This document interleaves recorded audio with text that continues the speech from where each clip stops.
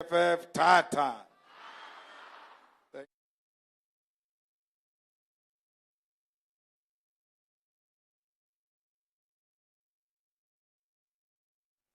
Mubarak and the secretary and the entire leadership of the EFF in the branch, the region, and our provincial leaders who are here, deputy chair and secretary. Let me greet Komisan Dlozi and former national chairperson of the EFF, Advocate Dalimpofu, and all the ground force of the EFF and the community members of Lanesia.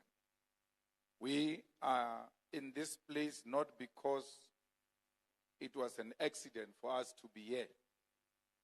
We are here because we share a common history as black people of South Africa. We know that Lanesia was created as a result of forceful removal of Indian people from the city center. And we are confident that the struggle for economic emancipation is a struggle that seeks to reverse the imbalances created by the past. We know that when they established this place, there was no infrastructure that you see today. But because of the hard work of the people of Lanesia, we were able to achieve what we have achieved out of our own hard work. This place also played a role in the struggle against apartheid, because here came one organization called Lanesia Youth League in 1982, which was resisting and opposing apartheid. Our history is so common, such that we can't look at each other as if we are of different races. We are one race, and that race is called humanity. We are one race because that race is black. So when we say we want to liberate black people economically, we mean Indians, Africans, and colors, because those were the most oppressed nations of our country. And you cannot talk liberation of the oppressed, yet preaching division of our people. We are the only organization that is hated for calling for unity of Africans. So we can't say, let's unite with Africans, but we can't unite with ourselves as Africans and Indians who are sharing the territory.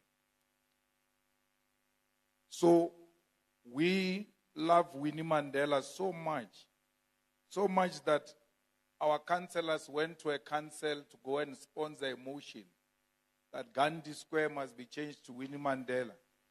And when that came to the attention of the leadership of the EFF, we told them that it is not going to happen, because Gandhi also fought a good struggle in this country. And therefore, to put Winnie Mandela against the name of Gandhi is actually creating unnecessary divisions amongst ourselves. There are a lot of apartheid statues and places that we can name after Winnie Mandela. But we think where our office, our national office is, Gandhi Square, it's a rightful place and it is called with the right name.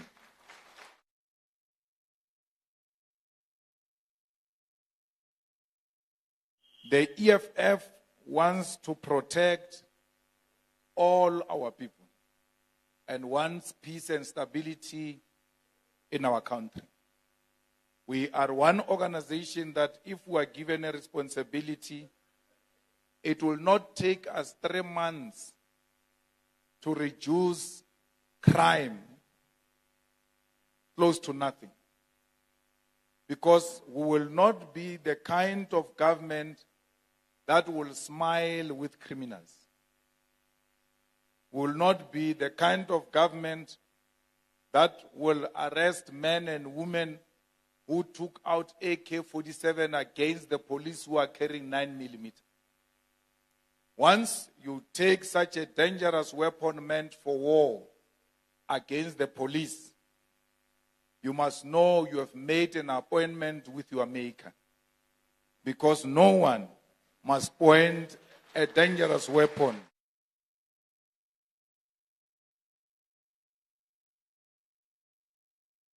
To say police, if they use force, they are going to end up abusing that power and killing even innocent people is not true. There was a group of police who were doing a good work in KZN, which was called Cattlemen.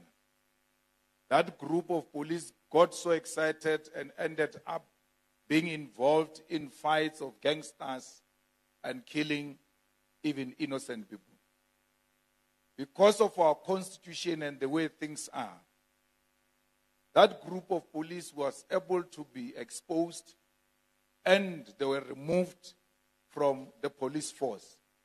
Because we've got checks and balances in South Africa to ensure that police do not abuse their power.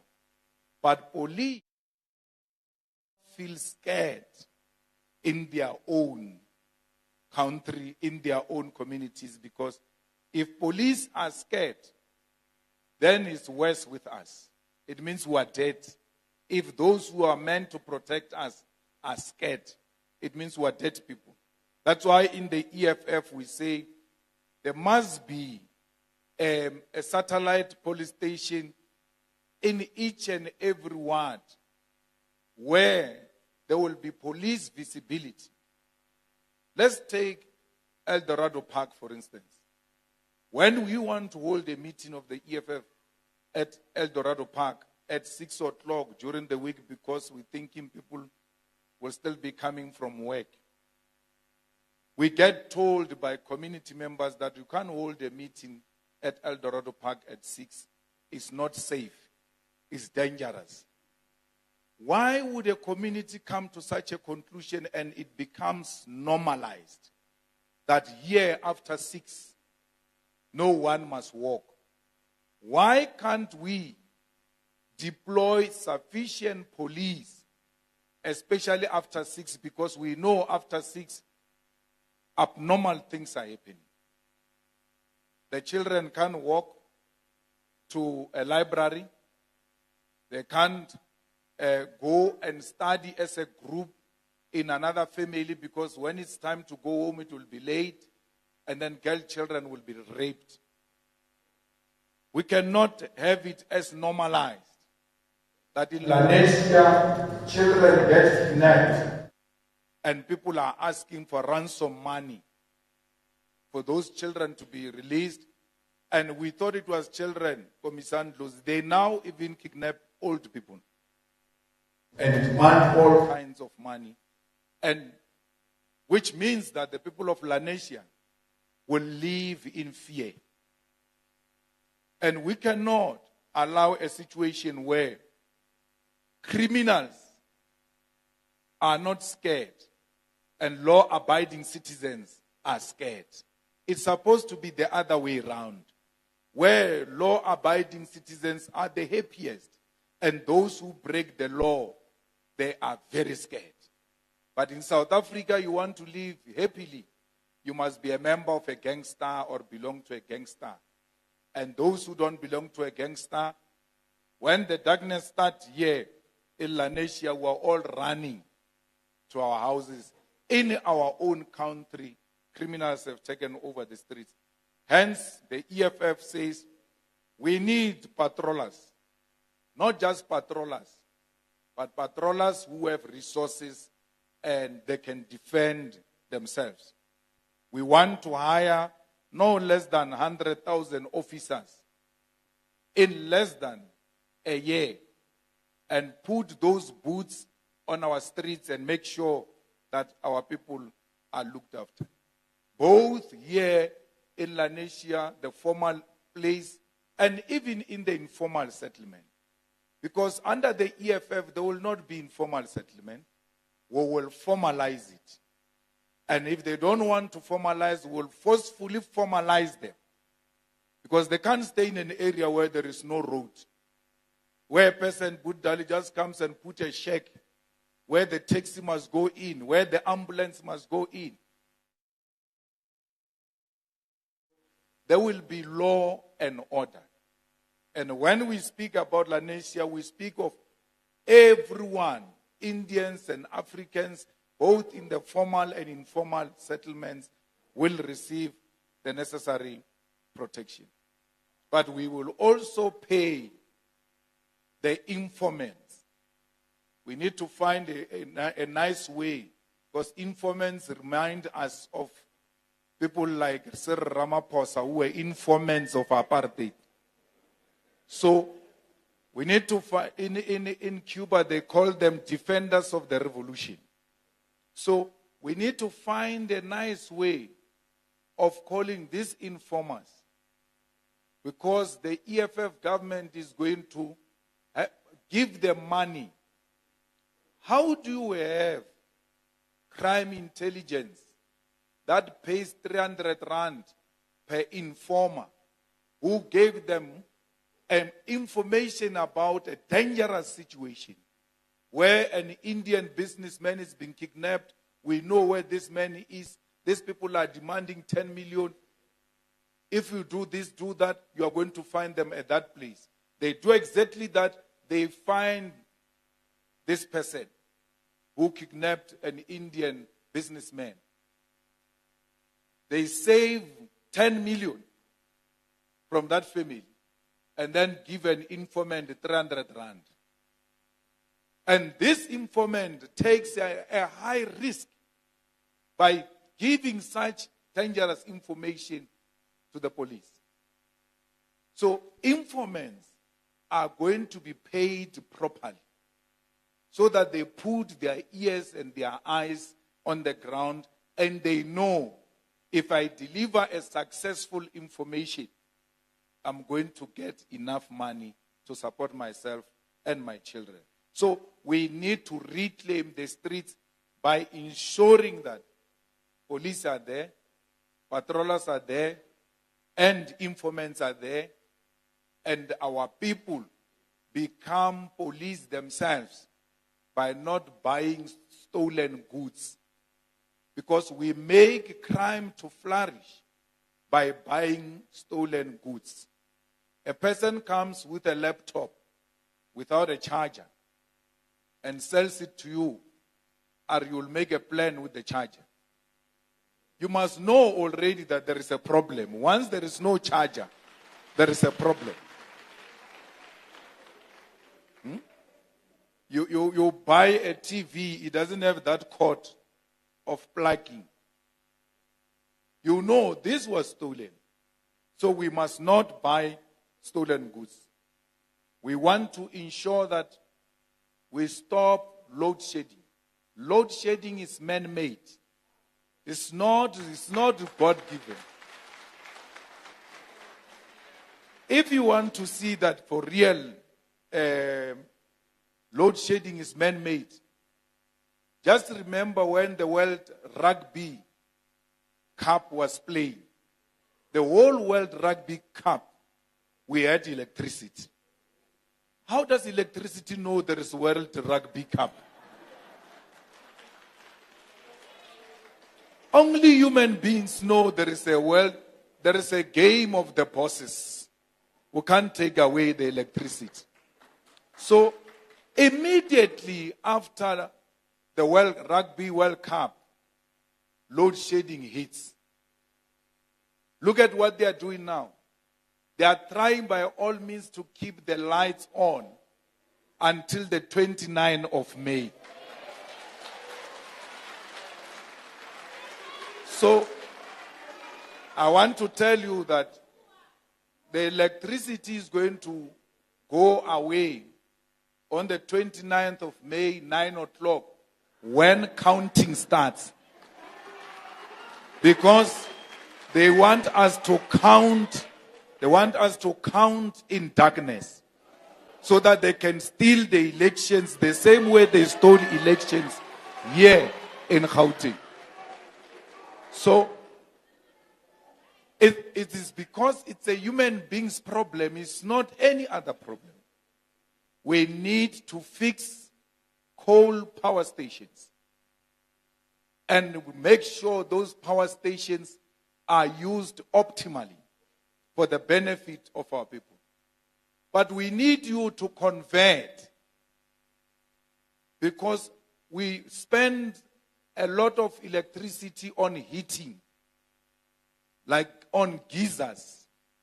Why should we have electricity geysers when there is gas geysers? As part of government intervention to save electricity, we will give our people free gas geysers in exchange for your electric geyser, so that we save electricity. Why should we have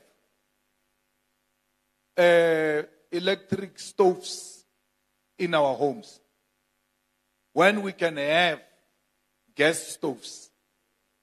Imagine you remove heating and you remove cooking from the grid. You save a lot of electricity as an immediate intervention. But you need to go to China, you need to go to Russia and ask them to come and help you to conclude Medupi and Kusile, which we have been building for so many years and we don't seem to be getting them right. When one unit is working in Medupi power station, it's a call for celebration. They even issue a statement that one unit is working now. It won't last 6 months, it collapses. In Medupi, you even have infrastructural problems with a power station that is not working optimally. And we just build it now. That's ANC government for you. Spend 8 billion on something that is not working, even now. Because we are defeated and we are confronted with a challenge, you go to your friends and say, guys, come help us. One of the biggest coal power stations is found in China. China has got latest technology to make sure that they don't pollute a lot. So you go and ask for help. You need more power stations. You go to China, you go to Russia, you go to India, you go to anywhere where there are progressive forces and not exploiters, and say to them, come and build a power station in South Africa, your own power station. We don't want money from you, nothing. But you will own it for 30 years. After 30 years, you hand it over to us. They called it build it and operate it. And transfer. So, build it. Imagine if we had allowed the Chinese or any other one with capacity to build a power station under BOT in 1994. That power station was going to be handed over to us this year and we'll be owning it. Why should you have a problem of electricity in South Africa when there is so much solution, yet your exploiters are saying close down your coal, close down the coal, destroy coal power stations? After saying that, they place an order for coal. You don't use it, but bring it here, I'll use it. And then we allow such stupidity. They even give us money. They buy us to get into trouble. How do I destroy a coal power station of 1,000 megawatts if there is no alternative 1,000 megawatts? I want green energy. I will destroy these coal power stations. If you say I destroy this one of 1,000 megawatts, give me 1,000 megawatts of clean energy, I must destroy my power stations because I want wind energy. When do I know wind is coming? Because it can be so windy now. And before you know it, it's like there was never a wind here. But coal, I know it's here. We have done our research. This mine of coal is going to take us so many years. It allows proper planning.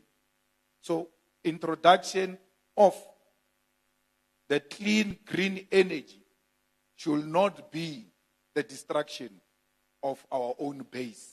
We need to have our base so that we build from the base. How do you say there is a place in South Africa where you can travel for 100 kilometers on a gravel road? Government doesn't have money. But there are men and women here who have money. There is Robert Gumede. There is Patrice Motsepe. There should be many other Indians with money. You say to them, come and bid here to build a road on BOT. Build that road and put a toll gate. Not this thing they were putting here of e-tolls. And our people are going to pay for using that road because our people don't want free things. They want development and they will pay for it.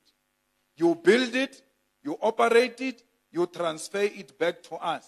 After you made your money and you made your profit, that road will never expire because it's a quality road. So why must we be worried? So, when we say we want to own the land, we don't mean we're going to take these beautiful houses of Lanesia from you. We mean the state is the custodian of the land. Let me tell you this. The state is the custodian of water. This water you drink, it is owned by the state. It gets provided to you by the state. But you never opened your tap one day and felt less ownership of that water. That's why you even call it my water. My water. But if we say, show us the paper of ownership of this water, you don't have it. So why do you say, no, if the state owns this thing, we're going to feel less? No, the land is ours. The property on top of the land, it's yours. We want to collect all of this land so that the unutilized land must be given to those who will use it. There are people who have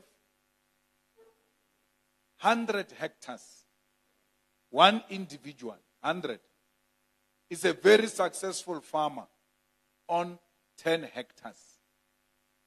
It has been like that for many years. He has never expanded beyond 10 hectares. But he's got 100. So many of you have got ideas on how you can do farming. But the most expensive thing is the land. So we take the land. No one gets moved from where they are staying. No factory gets moved. Nothing. They are yours. Then we look at where the land is not being used. We'll come to you as an owner. Okay, what is the plan here? No, I'm fine here. What? Okay, let's take this one. Allocate it to others. Before you know it, there are 5 farmers. Each have got their own portion in a land that used to be owned by one. If many people flourish, we all flourish. But if it's one individual that gets to be celebrated for being rich in Lanesia and the rest of others are poor, there shouldn't be these informal settlements that we're talking about. We should have identified land and then allocate it to our people in such a way that they settle like human beings and not sardines. There is no dignity. There's no dignity in how our people are settled. In Alexandra, if you go to Alexandra, you'll be shocked. The situation is so bad. And there is a piece of land just next to Alexandra, owned by Wits University. What are the plans with that land? When Dalimpofu was at Wits, they were owning that empty land. He left. His son, Mbuyiseni Ndlozi, went. Wits was still owning that land. Did nothing on it. He left. Now, Mbuyiseni's son, Ratana Malema, will go to Wits. The land is still owned by Wits. Nothing is being done on that land. Yet, next to it, people are staying like sardines. And don't talk about it because you are going to scare the investors. We must allow our people to stay in that situation, in squalor, because some investor is going to be offended. You know, had we given our people free education in 1994, we were not going to need free houses or social grants. Comrade Carl, 1994 should have been about free education. Rich or poor, every child must go to school and be educated.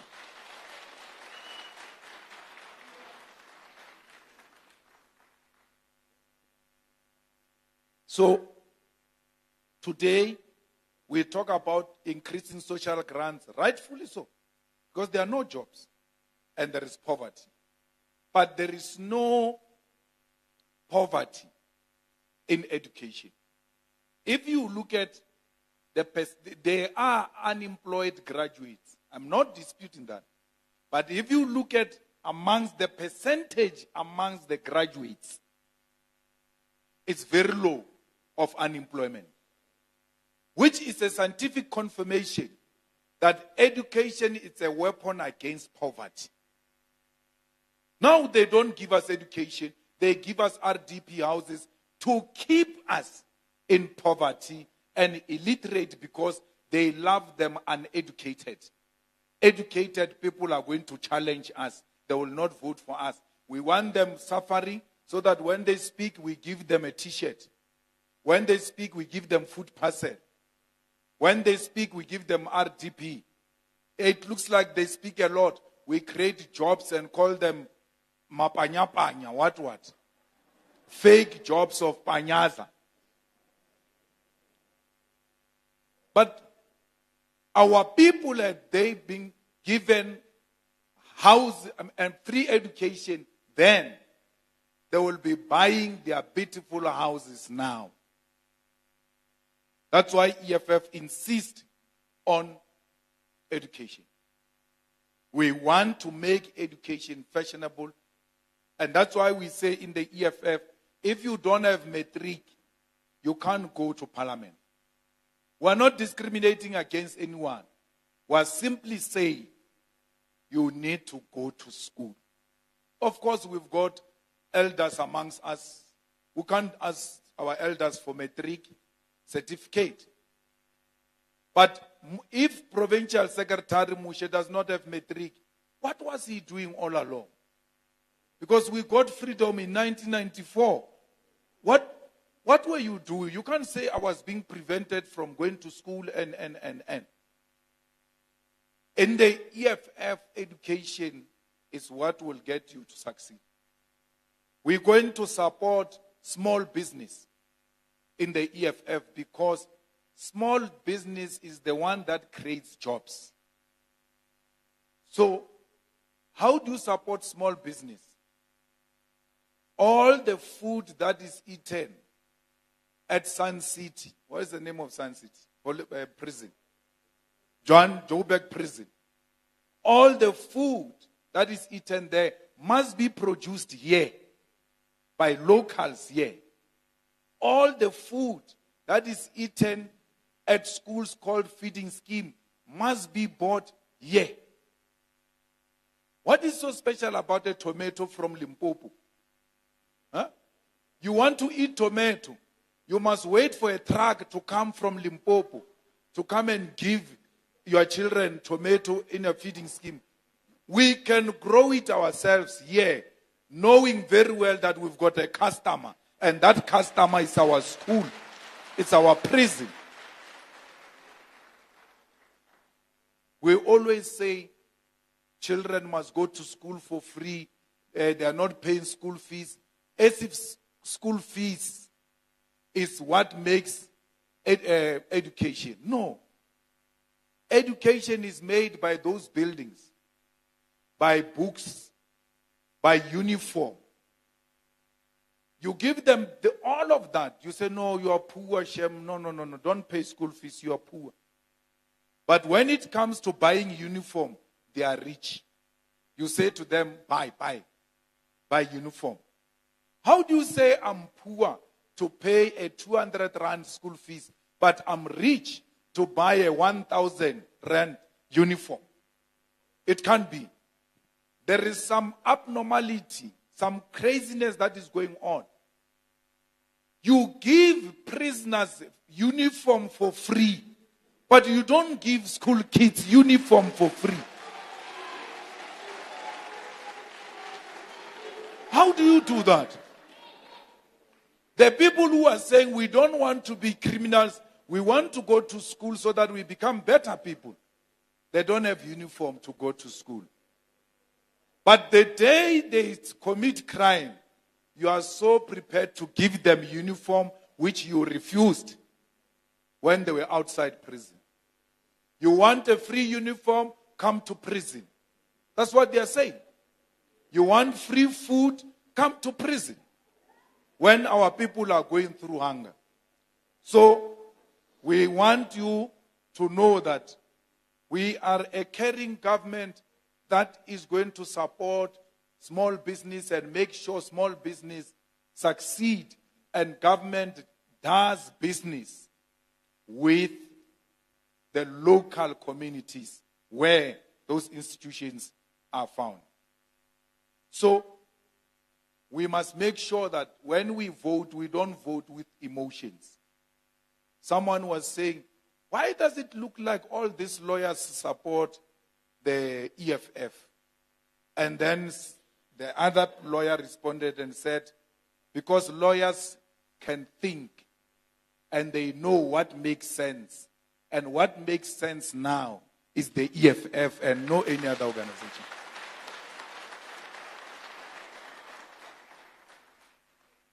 So be rest assured, this is your home, the EFF.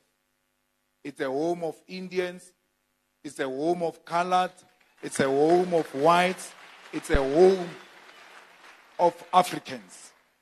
Even white people are allowed. Here's a white man here. I don't think he's still white because he has rejected that privilege long time ago when it was not fashionable amongst white people to reject such privilege, and joined our struggle. That's why Carl can join.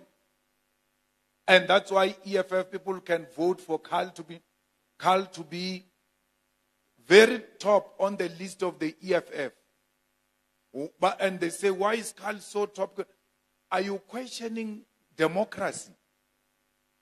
But Carl's top was EFF trying to tell white people, we have no problems with white people. That's why we even vote for them to go to parliament to represent the EFF. You know, our people are being killed in Palestine.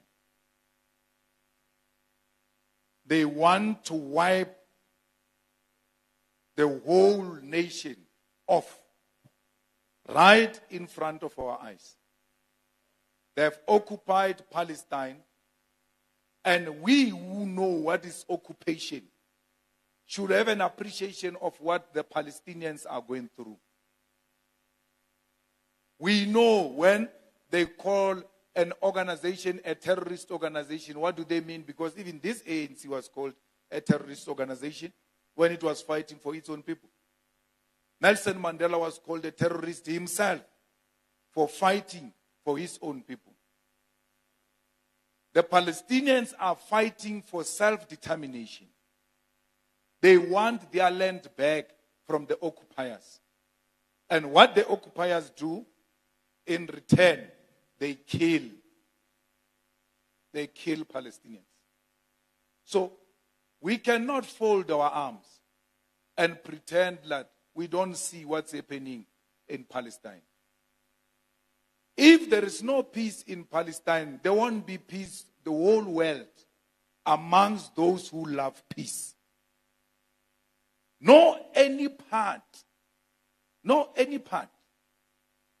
of the world must be characterized by war. We just enjoyed Eid now as Muslims.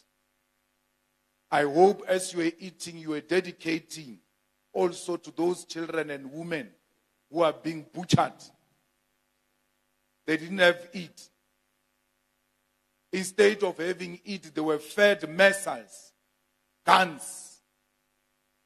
Once they try to come together to pray, they are a threat to a certain group, and it kills all of them. Even kills UN staff members.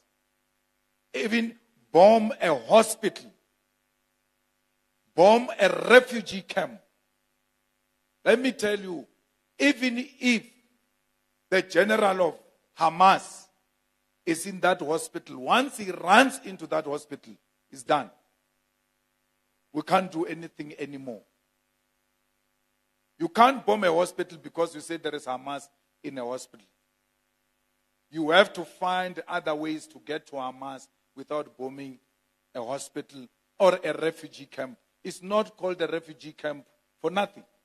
That's why we took them to ICJ. That's why we support that decision. Because once you start bombing UN staff members, bombing refugee camps, you are violating international law. You are committing genocide. That is in violation of international law. You kill journalists. We don't love some of them here in South Africa, but we can't kill them. Journalists, whether you like or you don't like, you can't kill them. If anything, you must protect their freedom to report freely without any form of intimidation. So, why would a Muslim, a true Muslim, vote for DA that supports apartheid Israel, which is committing genocide? When you vote for DA, you are allowing what is happening in Palestine to happen. Because we in the EFF marched to Israel embassy and told them to leave because we can't share a territory with murderers. We only want to share land with peaceful people. We did not end it there. We proceeded to take it into Parliament. And we took a resolution in Parliament that South Africa must cut ties and remove the Israeli embassy. The ANC that pretends to care about Muslims is the one that must implement that decision. They are not implementing it. The support of the ANC for struggle of Palestine is pretentious. It's not genuine. I saw Ramaphosa on Eid going kneeling there, going, look at this one. He's pretending like he cares about our people. You care about the Muslims of South Africa, it means you must care for the Palestinians. Brazil removed the Israeli embassy. Brazil. There is another Arab state recently, I don't know if it's UAE or what. They too cut the diplomatic relations. Yes. So what we're saying is international solidarity is important. we benefited from international solidarity. There were big marches, big boycotts in London, in USA, in Washington, for the release of Nelson Mandela. They don't know. We were born, Mandela was already in prison. We came to join the struggle for his release without knowing his face. That's what the international community did. That we don't care whether we know his face or not. But he's violated because he's standing for the rights of his people. A Muslim that votes for a Patriotic Alliance, that took a platform and said, kill Hamas. You vote for ACDP, that said, we cannot cut relations with Israel. So, Lanesia has got a very good history of progressive struggles here. It cannot be that there is a single vote of the DA coming from this Ward 9. We don't want them here. We don't want them here. Why? They are allowing the killing of our brothers and sisters and our children. Who support killing of children? Who identifies kids as a threat?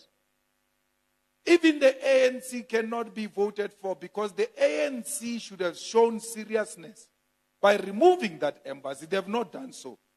All they do, they go to ICJ, International Court of Justice. They are there talking. It's easy to do that one because, you know, the court issues take forever. They are buying themselves time. The immediate thing now is to remove the Israeli embassy. That's when we know we are practically in solidarity with the people of Palestine.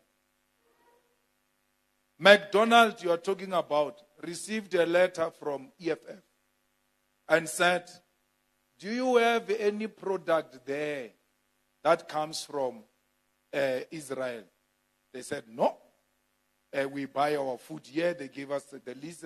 Said, we believe you. No problem. We went to Woolworths. We said, we know you are selling Israeli food. Only the EFF did that. No any other party did that.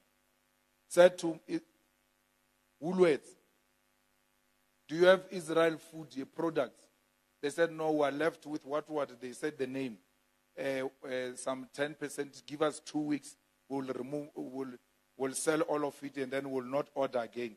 We said, there's no 2 weeks because people are dying now.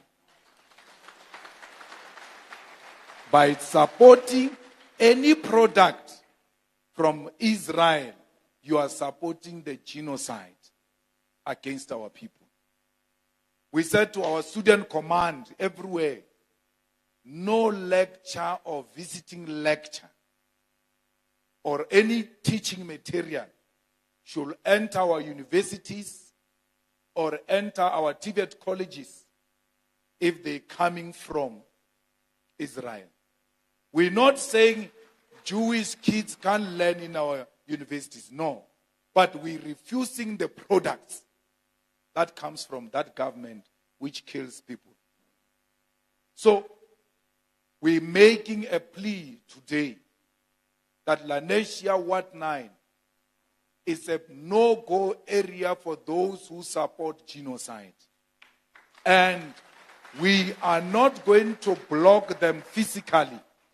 We are going to block them through our vote. Vote for the EFF and have the load shedding stop immediately. Vote for the EFF and have the jobs for our people. Vote for the EFF, have everyone have a piece of land. Vote for the EFF, see the removal of Israeli embassy in June, immediately in June. That, if you vote for the EFF, that is going to be in the acceptance speech of the president, that with immediate effect, we want the Israeli embassy closed.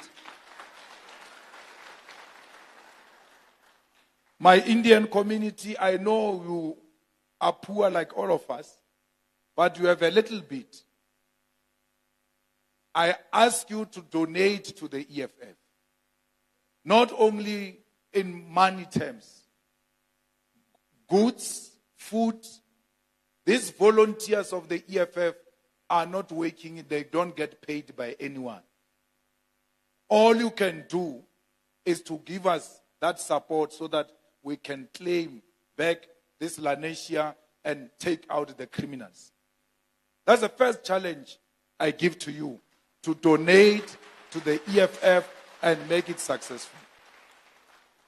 The second challenge is to challenge all the females who are Muslims to donate sanitary towels to poor females every month.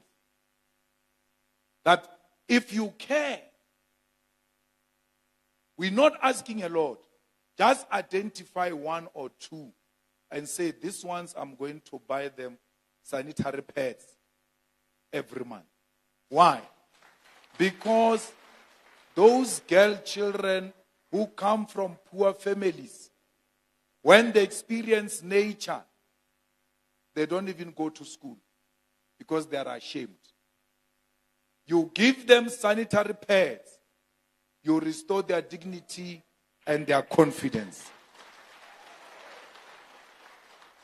You are well-known business people. The good thing is that we can learn a lot from you.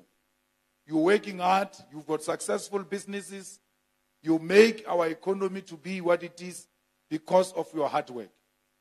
We want to learn from you. We want you to teach us. You can't teach us by just talking. As an Indian family, each one of us must adopt one African child who is going to be under our family mentorship and say, you come here, we want to teach you how business work. We can produce through you. Because you are doing that with your children. Your children just become successful. It's a generation after generation. Go and break a generation after generation of poverty. Because ours is poverty. It's passed from one generation to the next generation. One generation, we inherit poverty. But you are coming into our lives and say, we want to teach you. You could have broken a generational curse in that family. So we are making a plea that all successful business people, especially Indians here in Lanesia who have successful businesses, please adopt certain families and teach them. Let us not be a group of complainants. Sometimes we need to take action.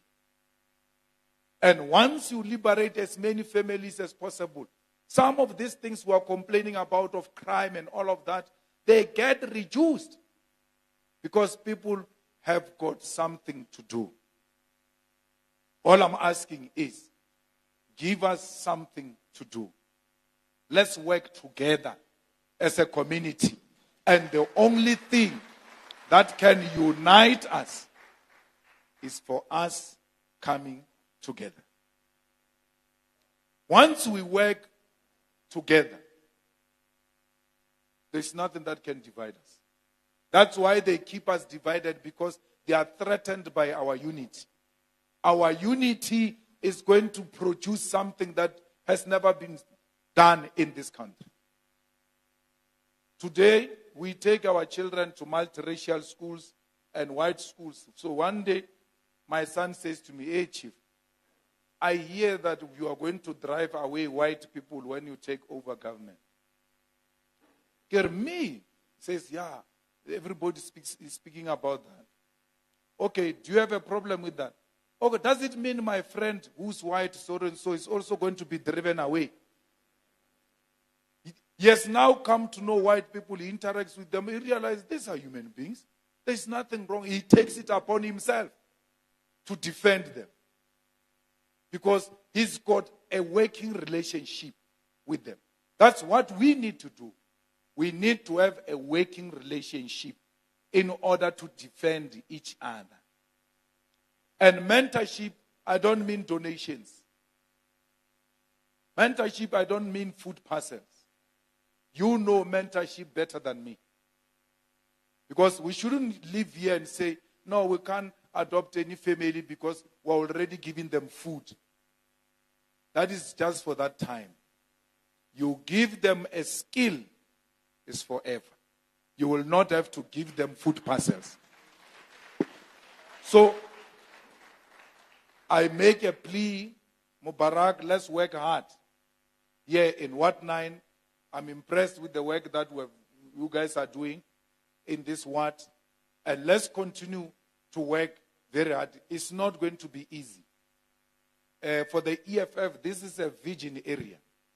So we're breaking new ground. And we're going all out.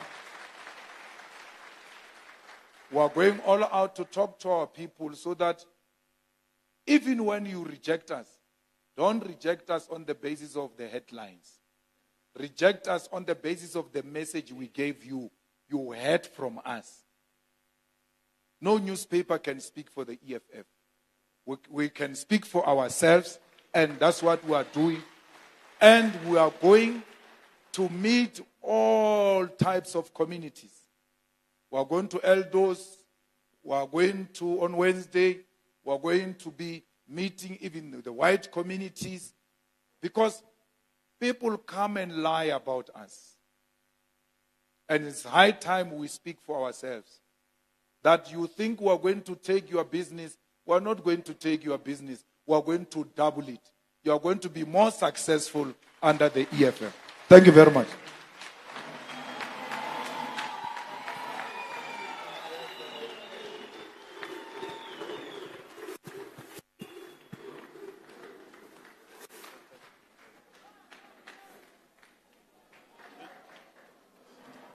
Thank you very much. We can remain seated so that we can now take questions and engage the President and the Commander-in-Chief of the EFF.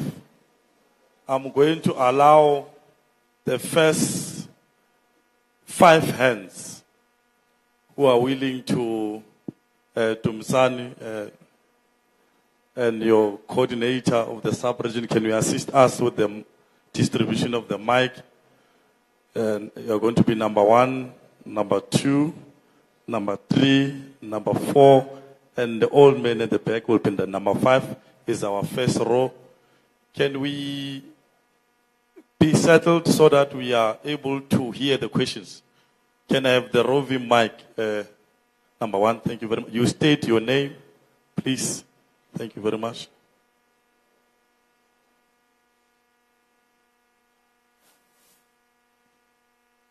Imagena, and I own a homeschool in Lanesia South. I am here to ask for help from you. It's been forever that I'm trying to register my homeschooling. I have Dudula behind me that is always threatening me. They're threatening me to close down my school. They intimidate me. As I'm sitting here now, I've just sent a message to the Secretary of Ward 9 where Dudula is intimidating me for sitting here in this meeting.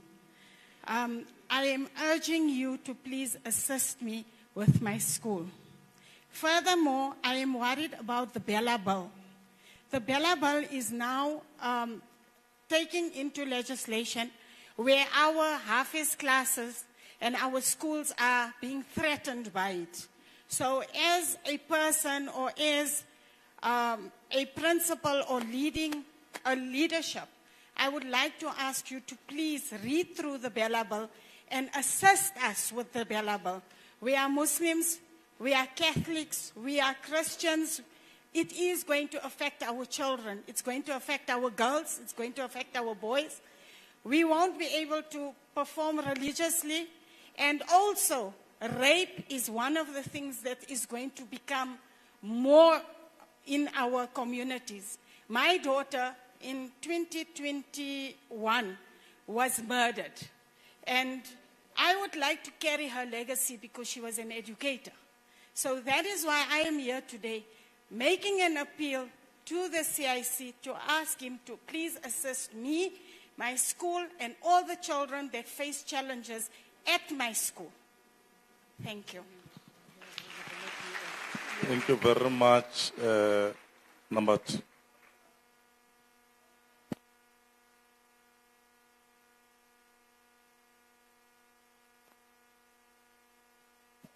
Lanesia South. Thank you. Number 2, Mama.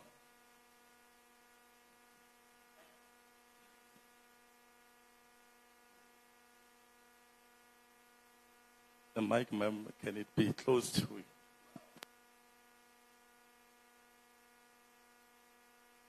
Now, can you hear me? My name is Rukhshana, and my surname is Murad.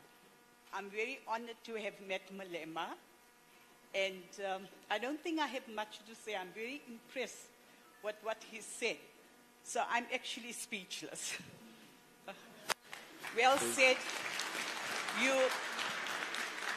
have a brilliant mind, and I'm very, very impressed with what you had to say. Thank you very much. Our number 3 is here. Carlo, yeah. Thank you. Hello. My name is Fatima. My surname is Abed. I'm an ex-educator. What is very, very worrying, first of all, let me say, I'm very impressed with what has been happening here today. I just hope that you follow through with your promises. It must not be empty promises because of the voting. The next thing is, what we are very concerned about is our teachers, our Indian teachers particularly, do not get placed in our schools here.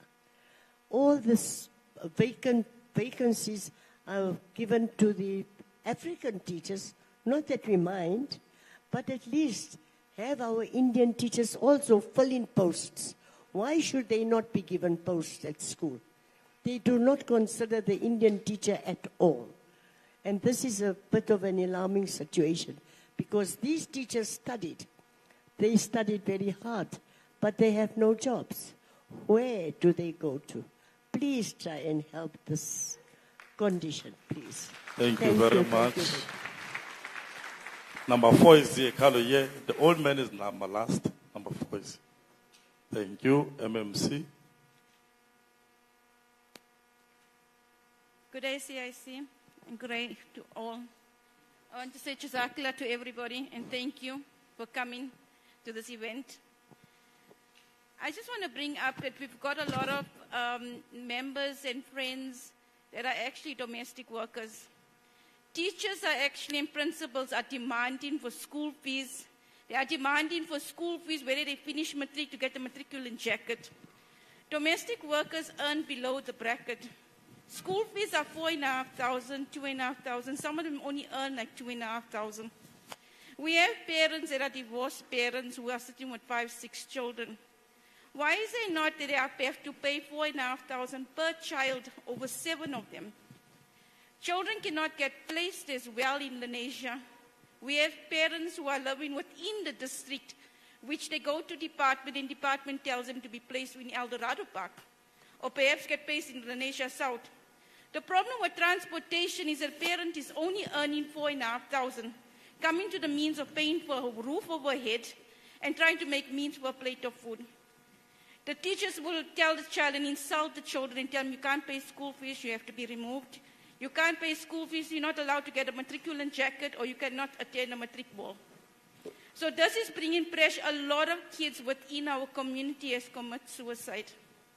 We do not have counselors within schools. We need counselors to be within schools for children to get counsel lessons. We need the normality of knowing that we have children with disability problems. We have one disability school in Lanesia. If every ward has one in Ward 9, that Ward 8 and Ward 10, Lanesia South, everybody's applying at the same school. So we cannot get placed for our children on special aid schools. Our parents and our kids that are applying to become teachers as well. Teachers within Lanesia are applying for, that's residing in Lanesia, has to go and apply for schools out of Lanesia. It's costing them money, it's costing them traffic, it's costing them safety as well. So we wanted to find out, parents and students and teachers, could they be placed within that ward? Makes less traffic, makes less issues. Children that are underprivileged as well. Is it not sort of a transportation facility? Because currently kids are paying $450 just for transport per child per month. Thank you. Thank you very much. Number 5, yes. Hello. Thank you for giving me this time.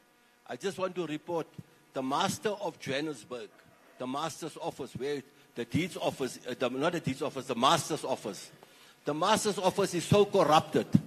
I can bring documents to you where we never consent to a sale. It's done underhand at the Master's office in Johannesburg. We are pioneers of Lanesia. We were thrown out from nuclear Matlera. We came here to Lanesia. We started our life here. There was nothing. It was an empty felt when we came. And today our properties have been taken away by the Master of Johannesburg with the corruption that's happening there. The Master is there for 30 years. And he's been pocketing money from from properties and from estates, where monies are in deceased estates account. And we can prove that to you. We got documents to bring to your office to show it to you that my mother had X amount in the bank and the money is missing. It's not even showing in the L&D account. The government, the first thing our constitutional says, there must be consent to everyone of the family who wants to sell the property. But the Master said there's no need for such a thing anymore. It's scrapped from his side. The Master, Mr. El Pule, the Deputy Master, Mr. Beatrice van Wyk, and we get the Assistant Master who was charged several times for theft. He was charged several times for theft. And from Soweto, they moved him back there because he knows how to handle the documents and get his own executor to do all the fraudulent things at the Master's office. So we can bring it to your office whenever you're available. My number is 083-6224-920. I'm prepared to bring all the fraudulent documents to your office to show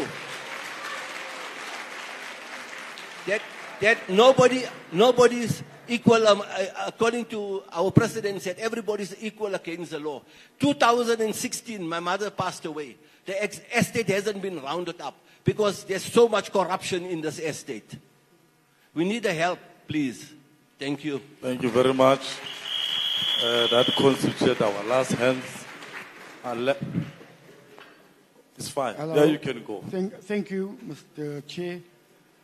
For the CIC, Mr. Julius Malema, thanks a million for availing yourself, coming to the hub of political change in South Africa.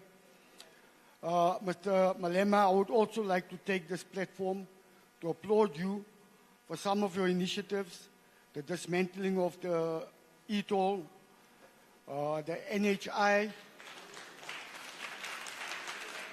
to a large degree, your stance with regards to nationalizing certain assets. But my question to you, Mr. Malema, is, I'm quite certain that you will be a prominent figure in government. I'm pretty certain about that. But Mr. Malema, the lifeblood of any economy, the jugular vein of any economy is the price of petrol, the price of fuel. Since 1994, there has been a total disruption with the price of petrol. There has not been a month that has gone by since 94. And we envisage another massive increase next year. So my question to you, Mr. Malema, is next month the motorists must expect another massive fuel increase. And I say I'm quite optimistic you will land in certain big seat in government. What would be your stance to control the price of petrol? Because if that is not governed properly, that will definitely, Mr. Malema, lead to a country that is dysfunctional and totally enshrouded in poverty and whatever else that goes with a country that's not functioning well. Thank you, Mr. Malema. Thank you very much, President.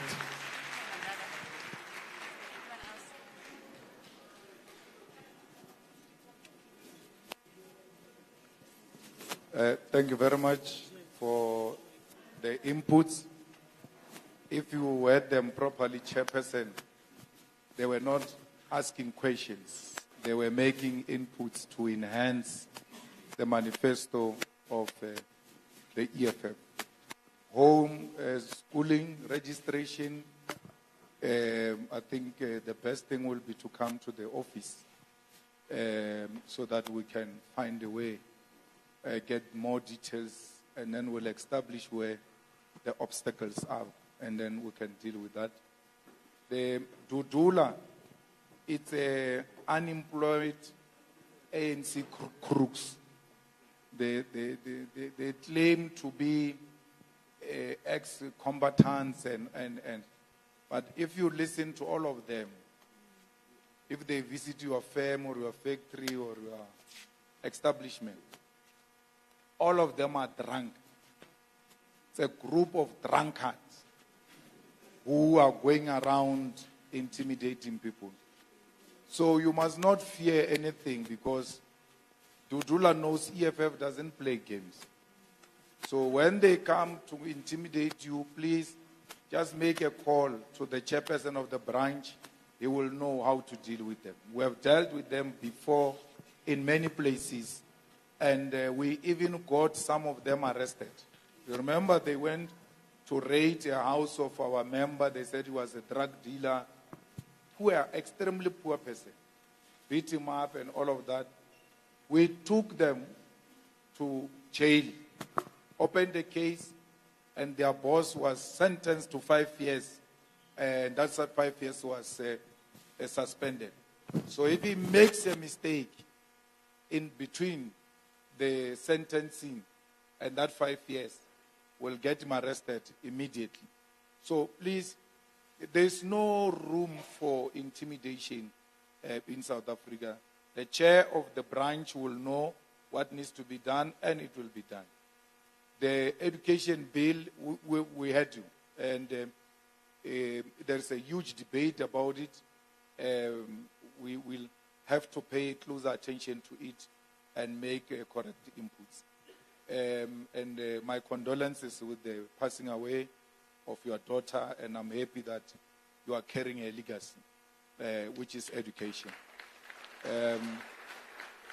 What 120 Lanesia South, they are asking for your attention, Moshe. They're saying there's no visibility of the EFF, and they'll be happy if you can be visible that side. The issue of promises, Mama, we don't make a promise, we make a commitment. So everything else that we said we'll do it. You know, these journalists are here. Which year was that, Dali, where you went to the e-tolls you went with the carton? There is a video of Dalimpofu in 2014, CD, cutting the e-tolls, saying the e-tolls must fall. As a premier candidate of Gauteng in 2014, he was cutting those e-tolls, said, when we take over, we'll cut them. Yesterday, I see Panyaza and ANC doing a countdown of switching off the e-tolls. We said that in 2014, that these things we're going to switch them off. We don't want them, and we are not going to pay. In the EFF, no one paid. We said this 10 years ago, because we see things that are still to come. 10 years ahead of us. The ANC is 10 years behind. It's following the EFF.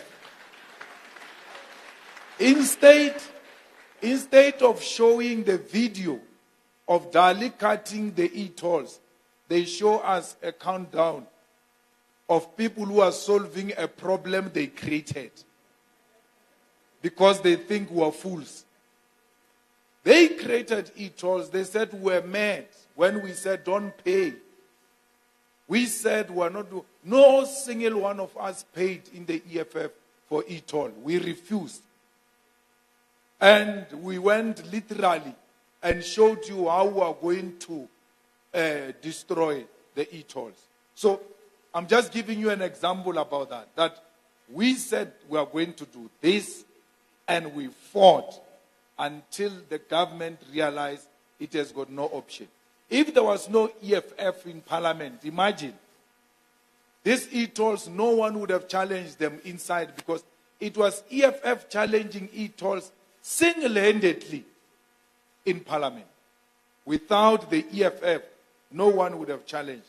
The DA can't challenge it because those companies are white-owned and those are the donors who give the DA money.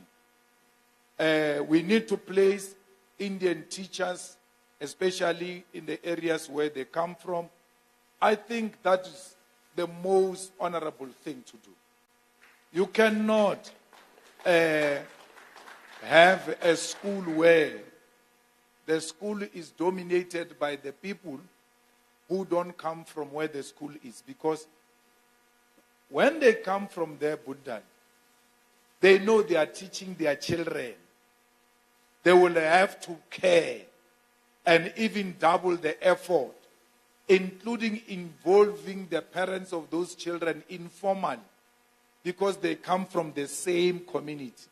And because we come from the same community, we are somehow related. We are relatives. So when a child is misbehaving in front of me and he knows I know the father, and I say, stop it, because I'll take it to your parents, he will know that this is true because I know they know each other. So it also helps in instilling discipline and also helps in intensifying quality teaching. And I'm happy that the speaker does not say, we don't want Africans. They say, let's be mixed together and be one in our schools. The same thing with placement of children. Because children must be placed according to their address. So you look at the address and you look at the nearest school. That's where they have to go. So we can't have our children taken from here to somewhere else. Because even when we are not there at school, we want to be there as parents.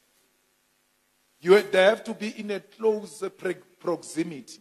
Just in case something goes wrong, we are able to quickly intervene. So the placement of children here in Gauteng has been a disaster, especially online application. We have been helping a lot of parents to place their children where they stay. We even did a sit-in, Moshe, in the district or province. We did a sit-in demanding the registration, the placement of children at schools. No any other party has engaged in a matter like that. And counseling in school is very important. In the EFF design of the school we are going to build, in the organogram, counselors are there. And counselors are not only for kids, are also for teachers. Because there are times where a teacher comes to school, but you can see there is something wrong. There must be someone in close proximity to speak to. Children put teachers through a hard time. They too have to go to the council so that they teach being under a very good condition mentally. So I think it's a demand that we should make, that every school must have a counselor so that our children can be counseled, because our children also go through a lot at home. They need to come and talk to someone, and school must be a safer place where our children can go. Ma'am, any school that says a poor person must pay school fees, please bring that to the attention of the EFF. No poor child must pay school fees. It's by law. No poor child must pay school fees. So we will take them to the school and tell the school that these children, their mothers are domestic workers. Even if the school is not a no-fee school, there will have to be exception on the following children because their parents are poor. We have done that before. Once you bring it to our attention, we'll attend to it. We have also collected matric certificates from principals who were saying, this child did not pay a school fees, we can't give them the results and all of that. We said, show us where you've got a contract with this child. Because you don't have a contract with the child. You've got a contract with the parents. Follow the parents. The parents, these are not parents' results. These are my results. You can't fight with my mother through me. I don't get involved in issues of old people. You guys go and sort it out there, but give me my results so that I can apply for school. If there is anyone who's doing that, withholding results of children because of school fees, bring that to the attention of the EFF. We'll attend to it with immediate effect. Very interesting topic of the master's office. I think appointment should be made. You come to the office, we sit down, and I'm happy you are even singling out individuals, saying names, because that's how we work in the EFF. We want the name and the face so that we know what kind of animal are we dealing with here, which is stealing people's monies. So don't worry. Once you bring it to our attention, the advocate is here. The legal office of the EFF is fully equipped with qualified lawyers. Those are the kind of issues we want, where we can nip corruption on the bud, where we can fight corruption. No one must lose his or her property because of the corrupt officials who are not working hard, but they live large because they steal from. Imagine one day you wake up, you are told your property was bought. You never signed anything, no, and the papers are here. And you don't have the means to can fight them. They're a powerful institution. EFF is your home. Come there. We don't even have to write a lawyer's letter. We write an EFF letter. Please resolve that issue in the next 14 days. Otherwise, we don't know. Then the matter gets resolved. The matter gets resolved. So, the price of fuel is extremely expensive, and you are right. There is no economic that can stand without fuel. Well, fuel is for everything. Now, one of the immediate things we'll have to look into when we take over government is the petrol levy. If the petrol is this expensive, why do you put so much levy in it as government? So that can be an immediate relief while we are looking for a permanent solution. There are a lot of countries that we can get fuel from. The problem is that these people are in trade agreements with wrong countries. Instead of us accessing things in a cheap way, we get them from these ones who have colonized us, and they also put more profit on those things. if we had started building a pipeline from Venezuela to South Africa from 1994, we could be done by now. And we could be getting fuel from Venezuela in a reasonable manner. But because the leadership is in trade agreements with the West and America and them, they are unable to go and source a cheaper fuel. So we are not in agreement with anyone. We are in agreement with the people of South Africa, and we must find them an affordable fuel. And as an immediate intervention, we'll look into the levy, and as a permanent solution, we'll look at where can we source fuel in a reasonable way so that we give our people a fuel, not this expensive fuel that increases every month. When I was in Venezuela, they were buying a liter of petrol with an equivalent of R1. They are not, it's clear, they are not buying petrol. They are buying cars and you are given petrol for free. I mean, I looked at that and I was like, if we were to take a pipe from here to South Africa, South Africans will be the happiest people. Here, you buy a car, you pay installment of that car every month, and pay another second installment called petrol every month. So the car is expensive in South Africa. And now what makes matters worse is that there is no reliable public transport. Because if they were making fuel this expensive, they should be giving us reliable public transport, which is safe and can deliver us where we are going on time. So those are the things that we'll look at as the EFF. And I'm happy that we've had this engagement and I've come to Lanesia. It's not for the first time I come here. I came here as a president of the Youth League before. Tambalile, yes. So, and it's not the last time. Let's build a strong EFF that has got all people of South Africa, inclusive of Indians. Everything else you said, we've taken it to heart and will implement it. Thank you very much.